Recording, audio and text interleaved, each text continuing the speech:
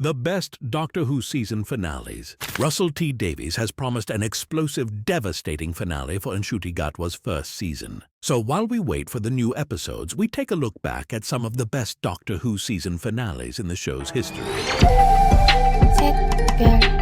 First, we have the Pandora Opens, The Big Bang. In 2010, Stephen Moffat finally tried his hand at a Doctor Who season finale with a two-parter at the end of Matt Smith's first season, and in many ways, it was the most explosive ever, as it saw the destruction of almost the entire universe and the destruction of the TARDIS, with the Doctor sealed inside an impenetrable prison for the rest of time. Oh, and just to top it off, his company Amy was also killed by an auton.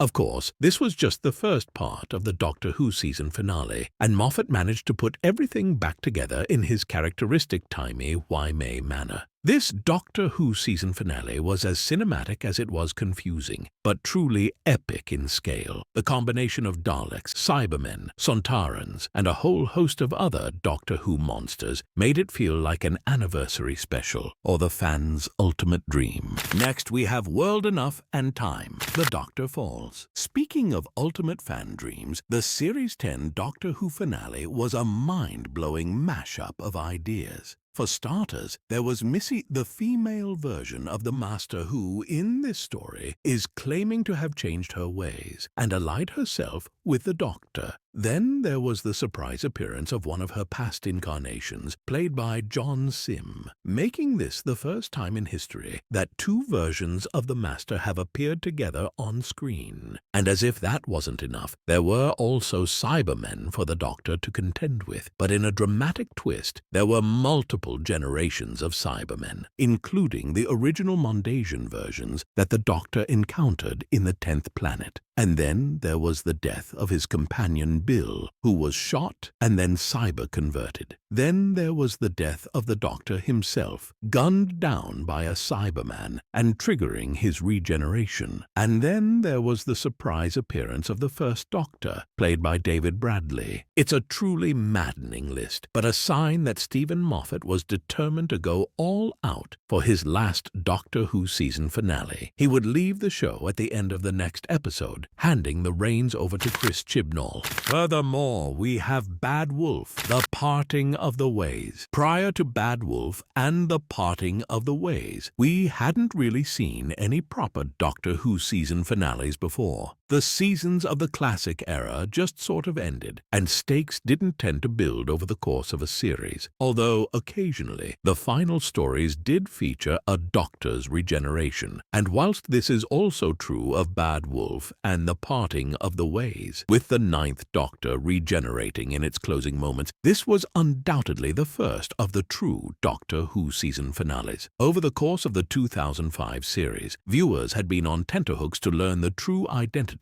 of the mysterious Bad Wolf that had been following the Doctor and Rose over the course of the season. And it's fair to say this story delivered. But perhaps more exciting was the return of the Daleks after a 17-year absence. A lone Dalek had appeared earlier in the series, but this was the first time that viewers had been afforded a full Dalek army. Plus, there was the return of the Dalek Emperor, unseen since 1967, as the evil of the Daleks. This Doctor Who season finale wasn't all about Daleks, though. At its heart, Bad Wolf was about a dodgy TV station which poached random people to take part in its game shows which ended in death. And of course, the Doctor and his friends found themselves caught up in the chaos, with the Doctor, somewhat hilariously, finding himself a contestant on Big Brother, whilst Rose was doing battle with the android on the weakest link. For many fans, this Doctor Who season finale has a special place in their hearts. It was a deeply emotional adventure, and one that signaled the end of an era whilst hastening the beginning of another. After all, this was the first story to feature David Tennant as the eponymous Time Lord. And lastly, we have The Stolen Earth, Journey's End. Anticipation was building for this Doctor Who season finale long before its broadcast. The title of The Stolen Earth had been kept a secret for a while, as Russell T Davies considered it a bit spoilery. And whilst fans knew that Rose Tyler would be returning to do battle with the Daleks once more, few knew just how epic in scale this adventure would turn out to be. In short, The Stolen Earth and Journey's End was the ultimate crossover. It featured Captain Jack, Gwen, and Ianto from Torchwood, and Sarah Jane, Luke, Mr. Smith, and K9 from the Sarah Jane Adventures, plus, of course, the usual TARDIS team of the 10th Doctor and Donna. Then there was an army of Daleks with its sights set on the complete destruction of reality and the return of their creator Davros, unseen on screen since 1988, and wonderfully realized by Julian Bleach. There was a lot to cram into this Doctor Who season finale, and the production team were granted an extended runtime for the final episode in order to tie up all the loose ends. And they did, but it was devastating. Donna Noble had all her memories of the Doctor wiped in order to save her life, and the Time Lord was left traveling on his own. But there was a mini trailer for the upcoming special after the credits, promising the return of the series' most famous cyborgs. All things considered, The Stolen Earth and Journey's End was possibly the most epic and cinematic Doctor Who season finale of all time, for now at least. For Doctor Who Series 1, Russell T Davies has this to say: "There will be a running theme and running story that's going to build and build